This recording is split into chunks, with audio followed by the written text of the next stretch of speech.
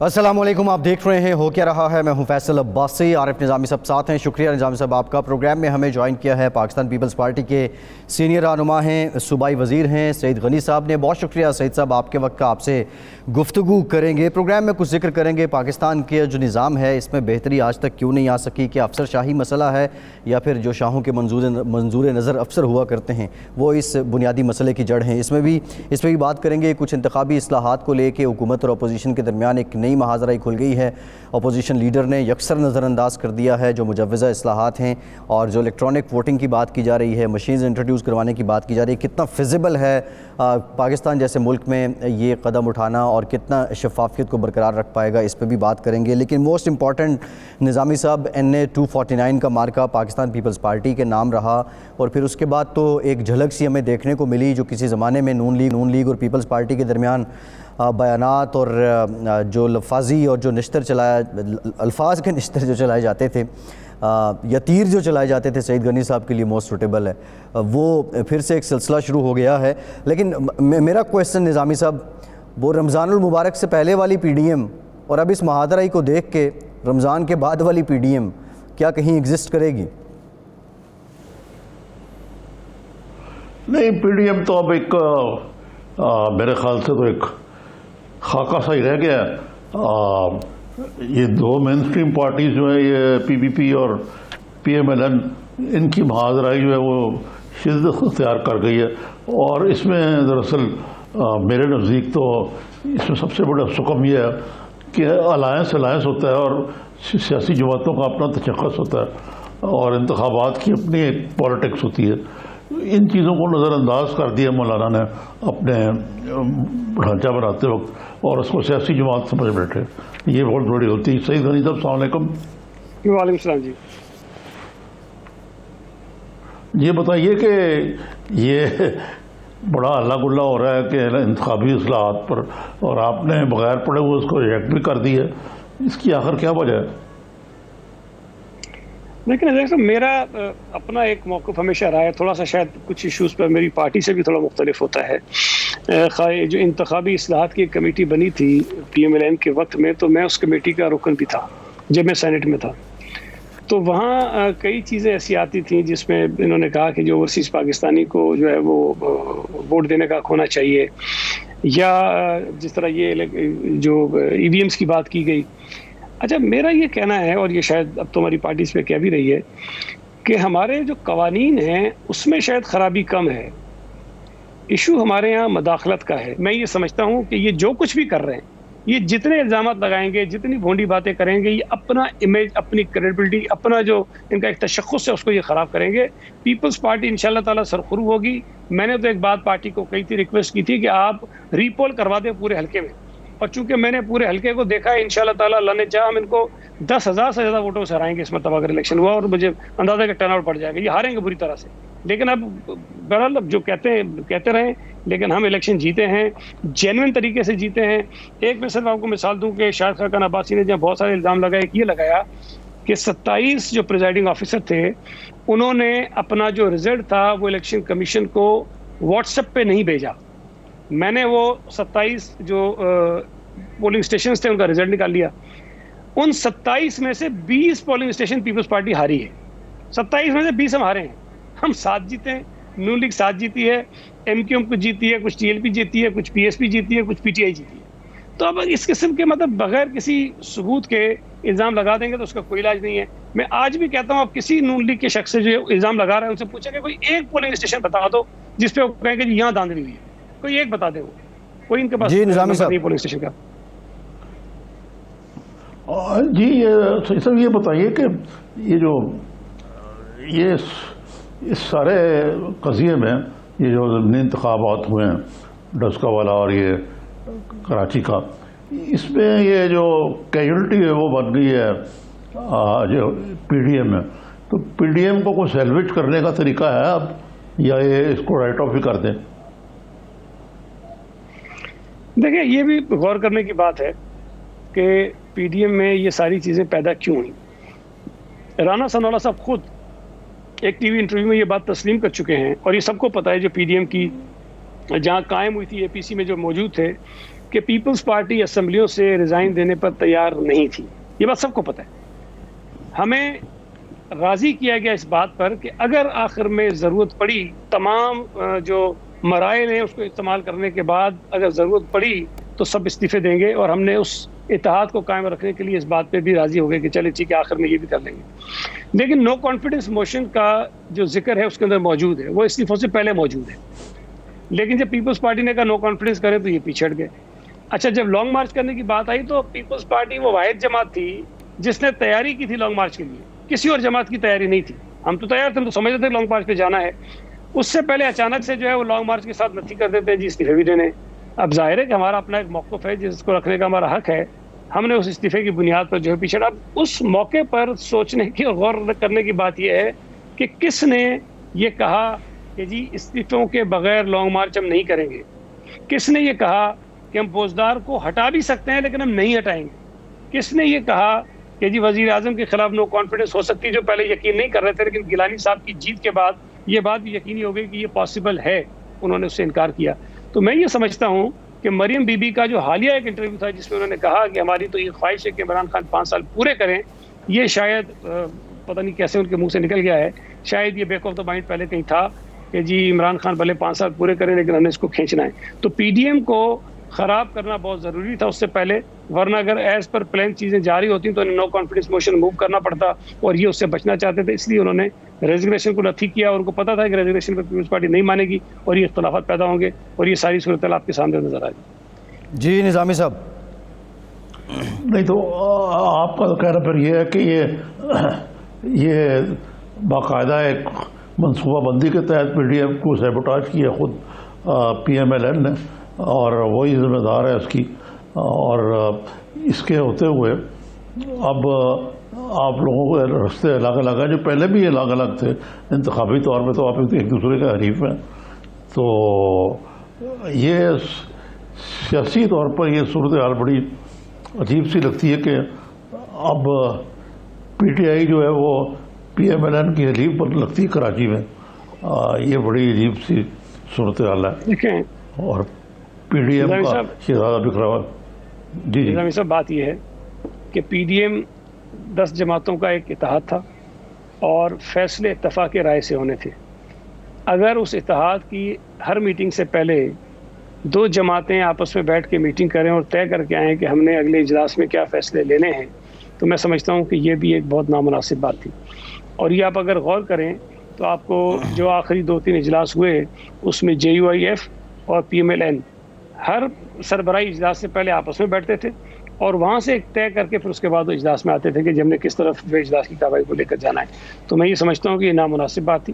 Peoples party کو شاید جان بوجھ کے دیوار کے ساتھ لگانے کی کوشش کی جاتی تھی, اور یہ کوشش کی گئی کہ پیپلز پارٹی پر دباؤ ڈال کے, یا انہیں شاید اندازہ تھا کہ نہیں مانیں گے, کہ کسی طرح سے ان سے وہ کام کرائیں جس میں پیپلز پارٹی اتفاق نہیں کرتی.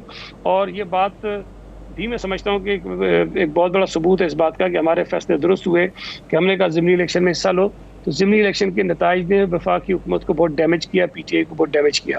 ہم نے کہا سینٹ کے الیکشن میں حصہ لو, سینٹ کے نتائج نے پی ٹی آئی کو ڈیمیج کیا, وفاقی حکومت کو ڈیمیج کیا. تو اگر تو ہمارے فیصلے درست ہو رہے تھے اور ان فیصلوں کی وجہ سے حکومت کے اوپر دباؤ بڑھ رہا تھا, تو ثابت یہ ہوا کہ پیپلز پارٹی زیادہ بہتر مشورے دے سکتی تھی, زیادہ بہتر فیصلے کروا سکتی تھی. تو بجائے اس کے کہ پیپلز پارٹی کی رائے کو کوئی وزن دیا جاتا, نو کانفیڈنس کی طرف جاتے, انہوں نے استعفوں کی بات کی, اور میں سمجھتا ہوں کہ استعفے نہ دے کر پیپلز پارٹی نے تو اپنا جو اعلان کرنا تھا کر دیا. جس موقع پہ ہم کھڑے تھے ہم اس پہ کھڑے رہے, لیکن جنہوں نے استعفے دینے تھے آج تو ان سے پوچھا جانا چاہیے جی جی جی بالکل دینے والے تھے, آپ کیوں نہیں دے رہے؟ یہ بڑا ویلڈ کویسچن ہے سعید صاحب کہ ان کے 83 ممبر ہیں, بڑا ڈنڈ ڈال سکتے تھے. بہت شکریہ سعید غنی صاحب, آپ کے وقت کا ایک بریک لیتے ہیں اور ذرا ان ڈیٹیل بات کریں گے انتخابی اصلاحات کتنی ناگزیر ہیں اور جو موجودہ قوانین ہیں الیکشنز کو لے کے ان پہ عمل درآمد کتنا ہو رہا ہے. احمد بلال محبوب صاحب پلڈیٹ کے سربراہ بریک کے بعد ہمیں جوائن کریں گے, ہمارے ساتھ رہیے.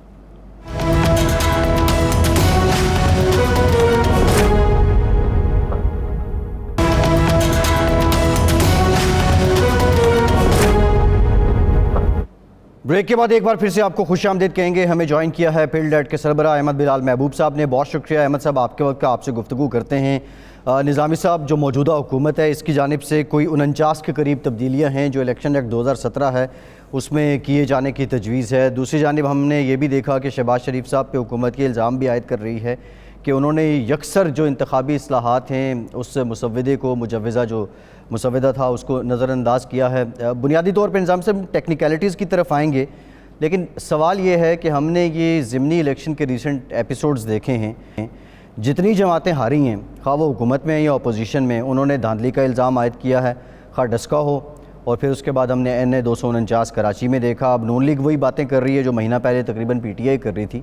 تو یہ دھاندلی, ہارنے کے بعد دھاندلی, یہ روایت کیوں نہیں ٹوٹ سکی آج تک نظامی صاحب؟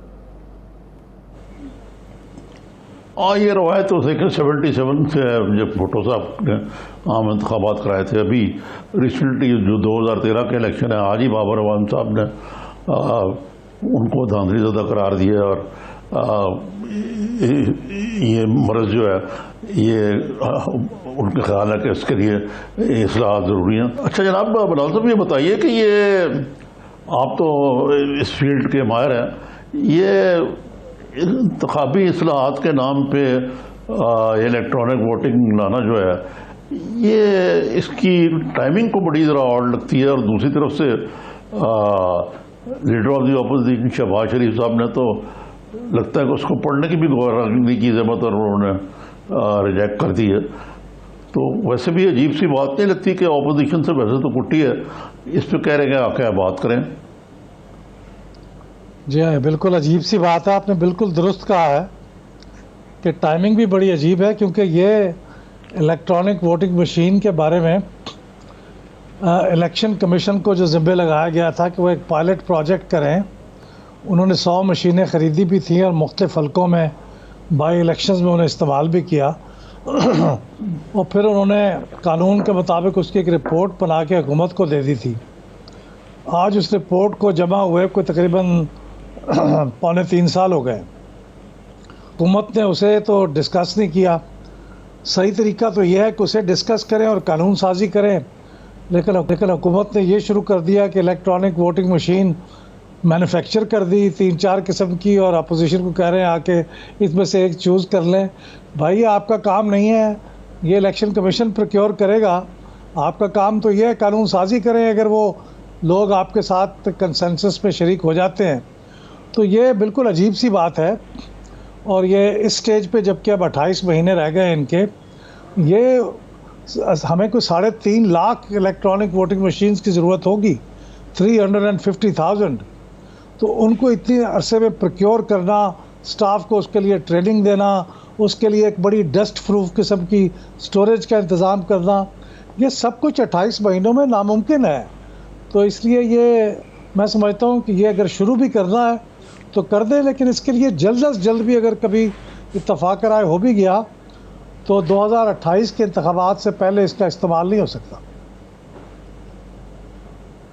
اچھا یہ بتائیے, 2028 تو بڑی دور کی بات ہے. یہ شہباز شریف صاحب نے یہ بھی دعویٰ کیا کہ الیکٹرانک مشینیں جو ہیں یہ تجربہ ناکام رہا, بہت سارے ملکوں نے اس کو شروع کر کے ڈسکنٹینیو کر دیا.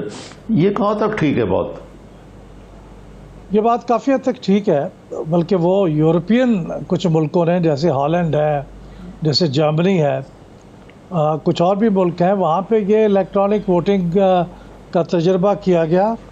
پھر کچھ عرصے کے بعد اسے ابینڈن اس لیے کر دیا گیا کہ موسٹلی لوگوں نے کہا کہ اس سے تو پتہ ہی نہیں چلتا, ٹرانسپیرنسی کوئی نہیں ہے, کہ میں نے بٹن دبایا ہے واقعی اس کو ووٹ گیا ہے جس کو میں دینا چاہتا تھا.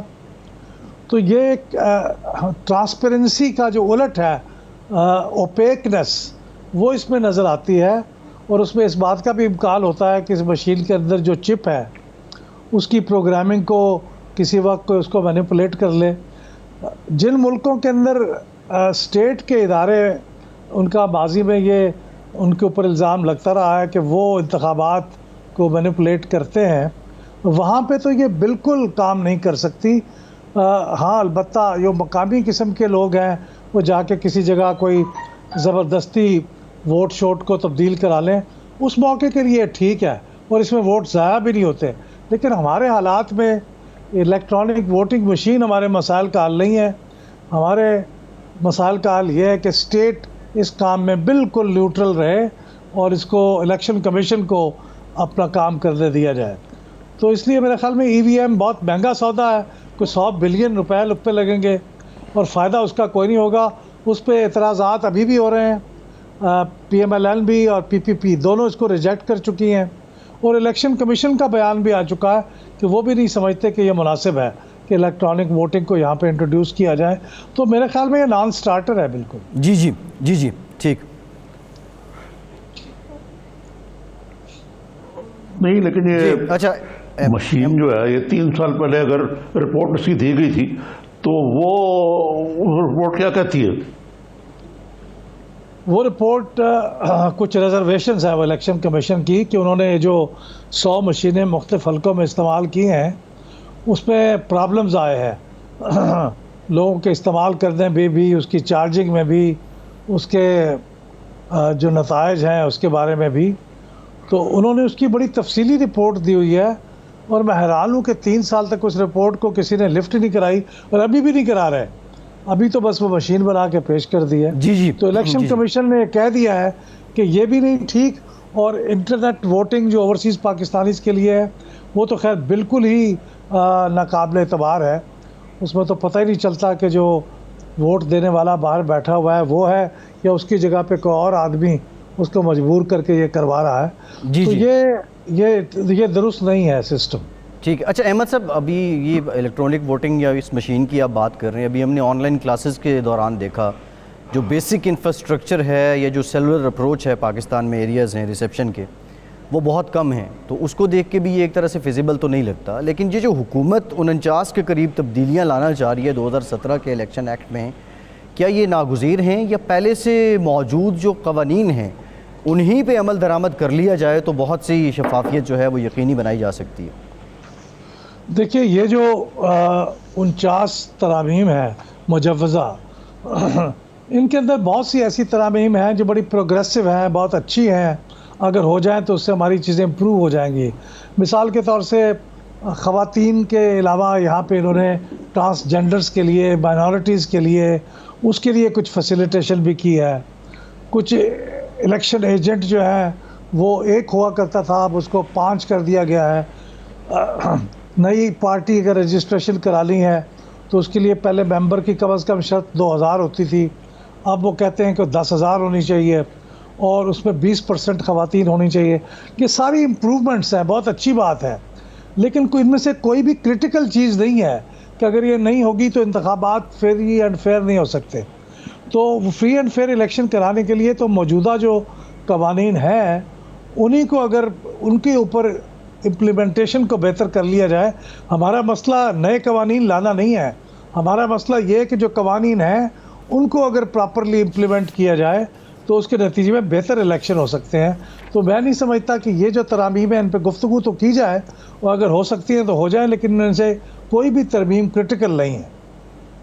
جی نظامی صاحب. احمد بلال صاحب یہ بتائیے, آپ نے شروع میں کہا تھا کہ ٹائمنگ جو ہے نا اس کی میرے اس کے تو آپ اتفاق کر رہے تھے, یہ after all what is the method in this madness? دیکھیے اگر بہت ہی آدمی اس بارے میں خوش گمانی بھی کرے تو بھی مجھے یہ لگتا ہے کہ ان کو اس سارے معاملات کی جو گہرائی میں پرابلمز ہیں اور اس پہ جو ایشوز ہیں اس کا پوری طرح سے ادراک نہیں ہے. پوری طرح سے وہ نہیں سمجھ رہے کہ یہ الیکٹرانک ووٹنگ مشین جو ہے اس کے مسائل کیا ہیں. اگر یہ طے ہو بھی جائے اتفاق کرائے تو اس کو لانے میں کتنا ٹائم لگے گا. انڈیا نے اس کو بتدریج سٹیپ بائی سٹیپ کیا تھا انٹروڈیوس, تو اس کو پورے ملک میں انٹروڈیوس کرنے میں 22 سال لگے تھے. آپ اس سے اندازہ کر لیں. تو ہم یہ چاہ رہے ہیں کہ 28 مہینوں میں ہو جائے. تو میرا خیال میں کہ یہ جو ٹائم ہے یہ اس سٹیج کے اوپر کرنا اور یہ سوچنا کہ 2023 کے انتخابات سے پہلے یہ بالکل یہ تیار ہو جائے, سب کچھ انتظامات سسٹم بن جائے, یہ ممکن نہیں ہے. میرے خیال میں یہ ان کی خوش فہمی ہے. ٹھیک ہے, بہت شکریہ احمد بلال محبوب صاحب کا, بہت شکریہ. ایک بریک لیں گے اور بریک کے بعد ذرا ذکر کریں گے نظام کا اور کل کا جو ایپیسوڈ تھا سیالکوٹ میں فردوس عاشق اوان صاحبہ اور اسسٹنٹ کمشنر کے ساتھ جو معاملہ ہوا اس پہ بات کریں گے. ہمارے ساتھ رہیے.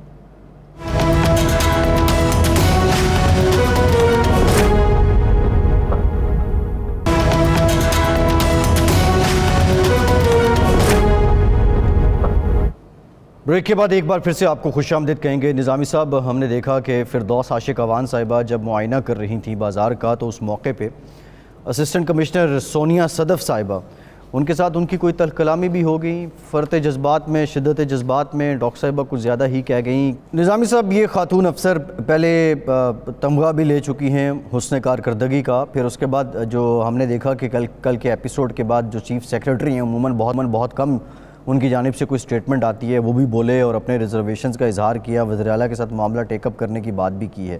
But first of all doctor Firdous Ashiq Awan صاحبہ کا جو رویہ تھا ایک خاتون کے ساتھ, کیا یہ کسی طرح سے جسٹیفائڈ ہے؟ یہ تو بالکل جسٹیفائڈ نہیں ہے, اور اس میں چیف سیکرٹری صاحب نے جرأت اندانہ کا ثبوت دیا اور کچھ بات کہہ دی انہوں نے, اور یہ پہلے تو ایسا نہیں ہوتا.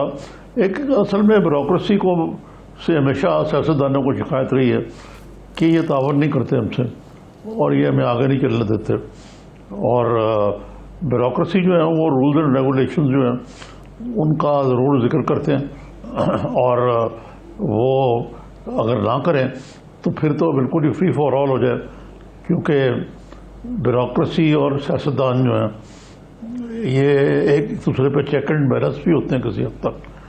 تو اس صورتحال میں کوئی اچھا واقعہ نہیں ہوا. فردوس عاشق اعوان صاحبہ ماشاءاللہ اب تو کافی انہوں نے گھات کا پانی پیے ہوئے, وہ فیڈرل انفارمیشن منسٹر رہی ہیں پیپلز پارٹی کے دور میں اور پی ٹی آئی کے دور میں بھی, اور اس کے علاوہ وہ اب آج کل یہاں بیٹھی ہوئی ہیں پنجاب میں. تو تجربہ کار اور معاملہ فہم خاتون ہیں, وہ انہوں نے بھی اوور ایکسائٹیڈ ہو کے غصے میں آ کے کچھ باتیں کہہ دیں جو یہ ٹیلی ویژن پہ وائرل ہو گئی, سوشل میڈیا پہ خاص طور پہ. تو یہ چیزیں جو ہے یہ افسوسناک ہے, اس کی مذمت کی جائے, اور چیف منسٹر نے ٹھیک کیا, انہوں نے محترمہ کو بلا کے جواب طلبی کی کہ یہ چیزیں نہیں ہونی چاہیے ایسے.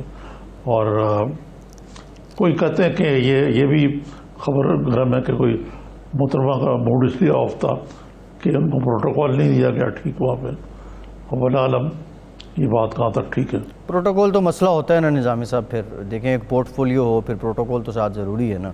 اچھا نظامی صاحب, یہ میں آپ سے جاننا یہ چاہ رہا ہوں, بنیادی طور پہ یہ جو سسٹم ہے, ہم سسٹم کی خرابی پہ بڑی بات کرتے ہیں, بڑی بحث ہوتی ہے, اس کی صرف ذمہ دار افسر شاہی ہے؟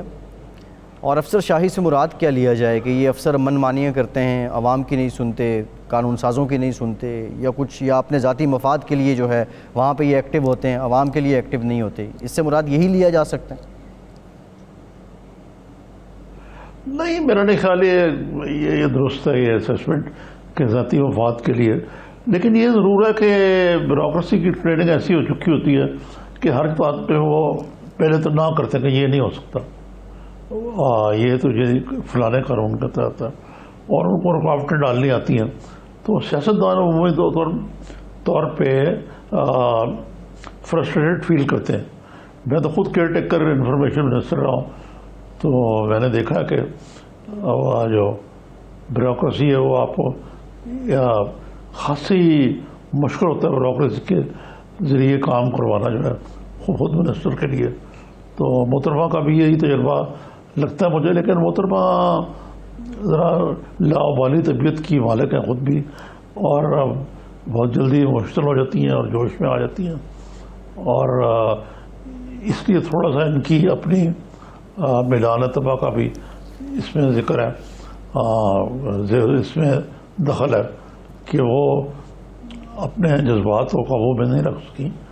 اب یہ ٹی وی کا زمانہ ہے, اس میں ذرا کیئرفل رہنا چاہیے, اور وہ انہوں نے احتیاط کا دامن جو ہے ہاتھ سے چھوڑ دیا. اچھا نظامی صاحب, میسج جو ساری بیوروکریسی ہے, یہ سرکاری افسران ہیں, یہ سرکاری جو طبقہ ہے, اس ایپیسوڈ کے بعد ان کو کیا گیا ہے؟ کیونکہ پہلے سے بھی ہم جب دفاتر میں لوگوں سے انٹریکٹ کرتے تھے یہ فیل کرتے تھے کہ سرکاری افسر اب کچھ کھنچے سے رہتے ہیں, کسی حد تک اپنے عدم تحفظ جو ہے اس کا اظہار بھی کر رہے ہوتے تھے, کام بھی اس طرح اوپنلی نہیں کر رہے ہوتے تھے. اس کا یہ پیغام کیا گیا ہے افسران کے لیے؟ اور دیکھیے افسران کا مسئلہ یہ بنا ہوا کہ جب سے وہ نیب کی تلوار لٹکنی شروع ہوئی ان پہ، وہ کام نہیں کرتے کوئی. وہ کہتے ہیں بھائی ہمیں کیا ضرورت ہے فیصلہ کرنے کی، کل کل کو ہم ریفرنس سے اور اپنے اوپر مقدمات مقدتے رہیں گے. تو یہ تو ایک مسئلہ ہے اور یہ بڑا سیریس مسئلہ ہے کہ ایک قسم کا عدم تعاون جو ہے وہ ہو رہا ہے. لیکن اس کا جو دوسرا پہلو ہے وہ یہ بھی ہے کہ یہ چیک تو ہے نا کم از کم، اور یہ ہونا چاہیے سیاستدانوں پر. نہیں تو سیاستدان بھی تو شتر بے بہار کی طرح، خاص طور پر جب قانون اور قاعدے کا پتہ ہی نہ ہو، پہلی دفعہ بن کے آئے ہوں. لیکن یہ اگرچہ محترمہ پہ یہ بات نہیں ہوتی منتفق، یہ تو کئی دفعہ جیت بھی چکی ہیں الیکشن، سرکاری عہدہ لینا جو ہے اس کا آرٹ بھی آتا ہے ان کو، وزارتیں بھی انہوں نے مزے لوٹے. تو یہ کہنا کہ ان کو تجربہ نہیں، ان کو تو اچھا خاصا تجربہ ہے. جی اچھا نظامی صاحب، یا یہ جو افسران ہیں ان پہ پارلیمان کا چیک ہو سکتا ہے یا پھر کوئی معاملہ عدالت میں جائے وہ ان سے پوچھ گچھ کر سکتی ہے. سیاستدان یا متعلقہ منسٹر جو ہے وہ کتنا اختیار ہوتا ہے اس کے پاس کہ وہ اپنے متعلقہ افسران سے پوچھے؟ اور یہ روایت پاکستان میں کس حد تک ہے کہ وزراء جو ہیں وہ اپنے سیکریٹریز اور افسران جو ہیں ان سے باضابطہ طور پہ ایک ایک چیز سے متعلق پوچھ سکتے ہیں؟ کیونکہ آپ نے پورٹ فولیو یہ دیکھا ہے، منسٹر آپ رہے ہیں، تو یو ہیو بیٹر آئیڈیا. جی صحیح ہے. آئی مین یہ دیکھنا اس کے لیے خود بھی تو کوئی تھوڑا تو ٹیکٹ آنا چاہیے، کوئی تھوڑا بہت تجربہ ہونا چاہیے. کچھ مقصد دینے کا اگر منسٹر جاہلانہ بات کرے گا تو جو وہ سیکرٹری ہے وہ فائدہ اٹھائے گا اس کا. جی بالکل ٹھیک ہے. نظامی صاحب ایک بریک لیتے ہیں اور بریک کے بعد ذرا ذکر جہانگیر ترین صاحب والے معاملے کا. وہ کہہ رہے ہیں کہ جو وزیر اعظم سے ملاقات ہوئی ہے جن دوستوں کی، اس کے بعد وہ خاصی پر امید ہیں اور عید کے بعد خاصی جو ہے وہ خوشگمان ہیں جہانگیر ترین صاحب. بریک کے بعد ذرا بات کرتے ہیں.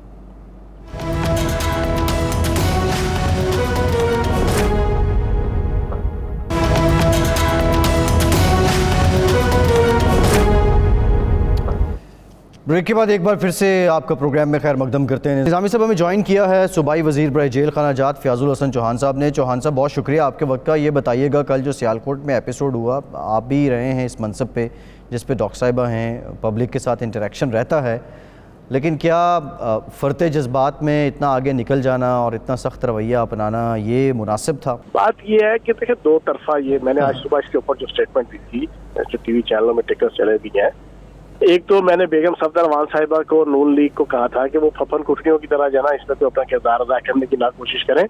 پاکستان کی عوام سوشل میڈیا پہ BCO کلپ جو ہے نا شہباز شریف صاحب کے اور رانا ثناء اللہ صاحب کے موجود ہے کہ جس میں بڑے بڑے سینئر بیوروکریٹس کو جو ہے نا وہ انتہائی بد تہذیبی اور بدتمیزی کے ساتھ میڈیا اور پبلک کے سامنے جو ہے نا وہ ذلیل کیا گیا. تو ان کے منہ سے تو پہلی بات تنقید جیسی نہیں ہے جو انہوں نے بڑا فرنٹ فٹ پہ آ کے کل بیگم صفدر روان صاحبہ نے جو بیان دیا تھا. دوسری بات یہ ہے کہ دونوں طرف بیوروکریسی ہو یا حکومت ہو، یہ دونوں کے ذمہ داران کا فرض بنتا ہوتا ہے کہ ریاست کو اور حکومت کو چلانے کے لیے اپنا اپنا کردار ادا کریں. باقی جہاں تک انہوں نے تنبیہ کی تھی، جس چیز کی طرف پوائنٹ آؤٹ کیا تھا فردوس عاشق روان صاحبہ نے، وہ بالکل ٹھیک کیا تھا. لیکن آخری جو 20 سیکنڈ تھے یا 30 سیکنڈ تھے جو پورا ویڈیو کلپ چلا ہے اس میں وہ آخری 20 سے 30 سیکنڈ جو ہے نا وہ تھوڑا سا جو ہے نا ایگزیجریشن. ٹھیک، بہت شکریہ فیاض الحسن چوہان صاحب، آپ کے وقت کا بہت شکریہ. یہ دیکھیں چوہان صاحب اب کیا فیلنگز کیا ہوں گی کہ وہ ڈاکٹر فردوس عاشق روان صاحبہ کو ڈیفینڈ کر رہے ہیں، اور ڈاکٹر صاحبہ کی یہ تو ضرور کارکردگی ہے کہ مریم نواز صاحبہ نے رسپونڈ کیا ان کے اس عمل کو. حالانکہ چوہان صاحب بہت ایکسٹریم لیول پہ جاتے تھے لیکن مریم نواز نے کبھی ان کو کنسیڈر ہی نہیں کیا اور رسپونڈ ہی نہیں کیا. جی جی درست ہے. بہرحال یہ فردوس عاشق روان صاحب والا جو معاملہ ہے یہ اتنا سیریسلی نہیں لینا چاہیے. ملک کو اور بڑے مسائل ہیں. ایک وزیر برہم ہو گئی، ایک بیوروکریٹ پہ بات ختم ہو گئی. وزیر اعظم نے، وزیر اعلیٰ نے بلا کے ان کی سرزنش بھی کر دی. اب اس کے علاوہ اور کیا کیا جائے اس معاملے میں؟ نظامی صاحب جہانگیر ترین صاحب نے کہا ہے کہ جن دوستوں کی وزیر اعظم صاحب سے ملاقات ہوئی ہے اور اس کے بعد وزیر اعظم صاحب نے یقین دہانی کروائی ہے کہ وہ تحفظات دور کریں گے، اور علی ظفر صاحب سے بھی ان کو خاصی امیدیں ہیں. یہ ایک گروپ جو جہانگیر ترین صاحب کے ساتھ ان کے ہمدردوں کا سامنے آیا تھا، وزیر اعظم سے ملاقات بھی ہو گئی، تو اب یہ جو دھواں سا اٹھ رہا ہے یہ مدھم ہو جائے گا، یہ معاملات اوکے ہو جائیں گے، اور جو جہانگیر ترین صاحب کی ریزرویشنز ہیں وہ دور ہو جائیں گی. آپ کو کیا لگ رہا ہے، اور کیا دیر پا ہوں گی یا فار دا ٹائم بینگ ہوں گی؟ یہ کچھ نہیں کہا جا سکتا کہ کیا کس طرف کس کروٹ بیٹھے گا، کیونکہ اس میں دیکھیں نا، سب سے پہلے تو بات یہ ہے کہ پرائم منسٹر صاحب کی اپنی طبیعت ہے کہ انہوں نے جہانگیر ترین جیسے شخص کو، جو کہ ان کے بہت قریب بھی تھا اور جس کا بڑا کلیدی رول ہے پی ٹی آئی کی حکومت بننے میں اور انتخابات کی جیت میں، ان سے یہ کر سکتا ہے کام. مطلب ہے کہ ایک دم دودھ میں سے مکھی کی طرح نکال دینا، وہ خاصا معنی خیز. اور یہ پرائم منسٹر میں یعنی یہ اسٹرینتھ بھی ہے ان کی کہ وہ جو فیصلہ کر لیتے ہیں وہ پھر اس پر عمل کرتے ہیں. اب بلوچستان کے گورنر کی تبدیلی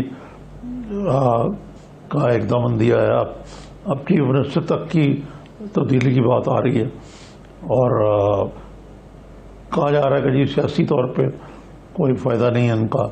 تو یہ عمومی طور پہ اس کو سیاسی رویہ شاید نہ کہا جائے، لیکن ایک فیصلہ کن رویہ تو ضرور ہے. اب اس معاملے میں جہانگیر ترین صاحب سے یہ اصل بات کیا ہے جس کی وجہ سے وہ خم کھاتے ہیں جہانگیر ترین صاحب سے اتنے قریب ہونے کے بعد؟ یہ تو کوئی اور وجہ ہے. اور یہ کیا وجہ ہے نظامی صاحب؟ یہ میں نہیں کہہ سکتا کیا ہے، لیکن نہ ہی میں اسپیکولیٹ کروں گا اس پہ. لیکن بہرحال جو بھی وجہ ہے، یہ ترین صاحب کے حق میں تو بات نہیں جاتی نا، جس انداز سے معاملات چلائے جا رہے ہیں آگے. مطلب وہ جو بات کہہ رہے ہیں کہ ایف آئی اے کا کیا تعلق ہے، میرا کرمنل کیس نہیں ہے. نظامی صاحب، ہم بلوچستان کی کچھ بات کر رہے تھے، آپ نے یہ کہا کہ اب بلوچستان میں بھی ایک سیاسی طور پہ حکومت، جام کمال صاحب and then P T I جو ان کے اتحادی ہیں ان کے درمیان ایک معاملہ شروع ہو چکا ہے. لیکن ماضی میں ہم نے جب بھی دیکھا کہ بلوچستان میں جب کوئی تبدیلی کی ہوا چلتی ہے تو پھر وہ اس کا اثر بڑھتے بڑھتے پھر وہ پورے پاکستان میں ہی پھیل جاتا ہے اور اسلام آباد تک بھی پہنچتا ہے. تو یہ تبدیلی اگر وزیر اعظم عمران خان صاحب خود اپنی مرضی سے ان کی منشا سے ہو رہی ہے تو کیا اس کا بھی کوئی اثر پہنچے گا اسلام آباد تک؟ ان کی منشا سے نہیں ہو رہی تو کس کی منشا سے ہو رہی یار؟ یہ تو آپ نے بڑی انہونی سی بات کر دی کہ کسی اور کی مرضی سے وزیر اعظم چلتے ہیں. تو نظامی صاحب، ماضی میں بھی چلیں جس کی منشا سے بھی ہوتی رہی، لیکن اثر اسلام آباد تک آتا تھا. ثناء اللہ زہری رخصت ہوئے، اس کا اثر بھی اسلام آباد میں آیا.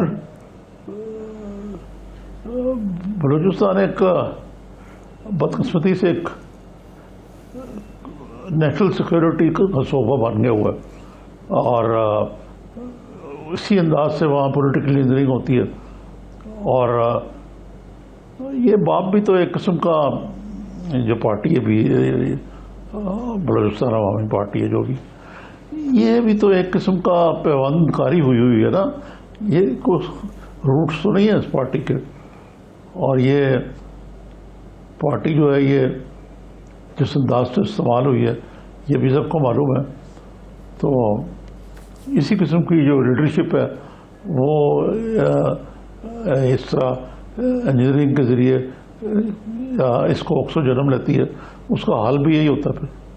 جی ٹھیک ہے. اچھا نظامی صاحب، شوکت ترین صاحب سے متعلق ذرا بات کر لیں. ایک بڑا عوامی قسم کی سجیشن ان کی جانب سے آئی ہے، اور وہ یہ سوچ رکھتے ہیں کہ جو بجلی کا ٹیرف ہے اس میں اضافہ ناجائز ہے، اور آئی ایم ایف کے ساتھ وہ چاہ رہے ہیں کہ نیگوشیٹ کیا جائے کہ آئی ایم ایف اس پہ نظر ثانی کرے.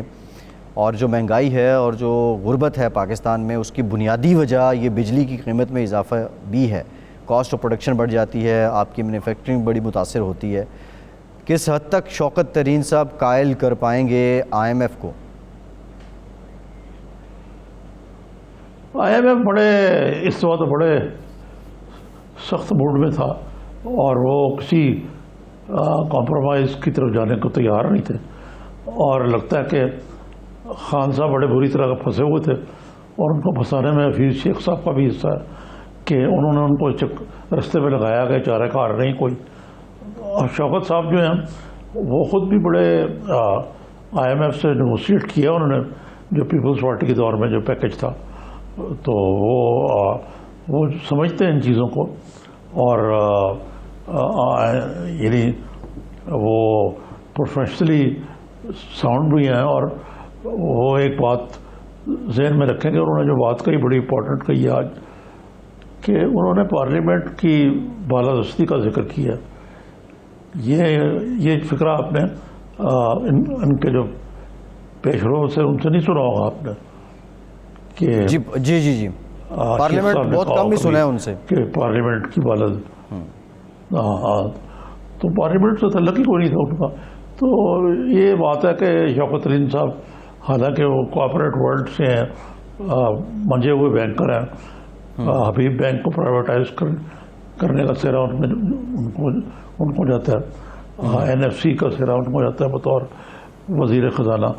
تو یہ سمجھتے ہیں معاملات، اور اس لیے وہ جس انداز سے بات کریں گے IMF سے وہ مختلف ہوگی. اور انہوں نے جو دوسری بات اہم کہی ہے وہ یہ ہے کہ جو سرکولر ڈیٹ والا معاملہ ہے وہ ڈائسی ہے. وہ ایسے لگ رہا ہے کہ سرکولر ڈیٹ جو ہے اس کو کنٹرول کرنے کا طریقہ ٹیرف کی انکریز ایک اس کا فارمولا ہے. تو اس کو فی الحال بیک برنر پر رکھ کے سرکولر ڈیٹ کو بڑھتی ہے تو بڑھنے دیا جائے گا، کنٹرول کریں گے لیکن ایک حد سے زیادہ نہیں، کیونکہ پرائرٹیز گورنمنٹ کی یہ ہوگی کہ گروتھ ریٹ جو ہے، شوکت صاحب نے پہلے 6-7% رکھا تھا، آج انہوں نے 5% رکھا ہے کہ 5% سے کم گروتھ ریٹ جو ہے وہی تو ہمارا بیڑا غرق ہو جائے. نظامی صاحب ایک بڑا انٹرسٹنگ کویسچن ہے، ایک بڑا انٹرسٹنگ کویسچن ہے. جو پیپلز پارٹی کے دور حکومت میں NFC تھا، اس میں شوکت ترین صاحب نے بڑا کام کیا تھا، اور کنسنسس جو ڈیولپ ہوئے تھے اس میں بڑا رول تھا ان کا، پھر ٹیکنیکلی بھی. اب پچھلے 3 سالوں سے ہم نے یہ دیکھا کہ دبے لفظوں میں کہیں کھل کے کسی نہ کسی طریقے سے NFC پہ وفاقی حکومت کی جانب سے اپنے تحفظات کا اظہار کیا جاتا رہا. شوکت ترین صاحب جو GDP بڑھانے کی بات کر رہے ہیں اور پھر ضمنی طور پہ ٹیکس ٹو GDP بھی بڑھانے کی بات کر رہے ہیں، تو آپ کو کیا لگتا ہے کہ وہ ایک طرح سے سٹینڈ بائی کر رہے ہیں 2010 والے سٹیپ کے ساتھ ہی، یا موجودہ حکومت کا جو ایک نیریٹو ہے اس کو کہیں انہیں فالو کرنا پڑے گا؟ دیکھیں جی، وہ کابینہ کے رکن ہیں اب، اور ان کو جو موجودہ حکومت کا نیریٹو ہے اس کو یقیناً فالو تو کرنا پڑے گا، لیکن یہ خالی شوکت ترین صاحب کے پاس کا روک نہیں ہے. جو یہ 18th امینڈمنٹ ہے اس کے NFC ایوارڈ جو ہے وہ دیکھیں نا، بات یہ ہے کہ یہ اس میں اپوزیشن کا بھی بہت رول ہے. جی ٹھیک، نظامی صاحب پروگرام کا وقت ختم ہو گیا ہے، بہت شکریہ آپ کا. آج کے پروگرام سے اتنا ہی.